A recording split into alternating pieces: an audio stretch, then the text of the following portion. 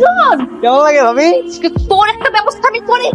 তুই তারা ওই জায়গায় তো কলেজের পাটা সাহসটা কিন্তু নিচে নাম।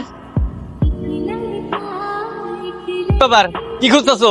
আচ্ছা বুঝছি দাঁড়া আমি নিয়ে যেতেছি। লাডি খুঁজতেছো আমার মারার লেগে না? এই ন লাডি। ওরে শয়তান ছামড়া, তুই ভালো হবি কবে? যেদিন আমার মনের আশা পূরণ হইব ওই দিন ভালো হবো। মনের আশা আজকে আমি পূরণ করতেছি, তুই তারা। আমি যে কিছু বুঝতেছি না, তুমি কি এই বাড়ির বউ না অন্য বাড়ির বউ? কেন মা, তো আপনার বাড়ির একমাত্র বউ। আমার বাড়ির মান সম্মান আছে, আশেপাশের মানুষ এই বাড়ির মানুষকে সম্মান করে। তুমি যা করতেছো রঙ্গলীলা, মান সম্মান তো কিছু থাকলো না, সব ধুলে মিশে গেল।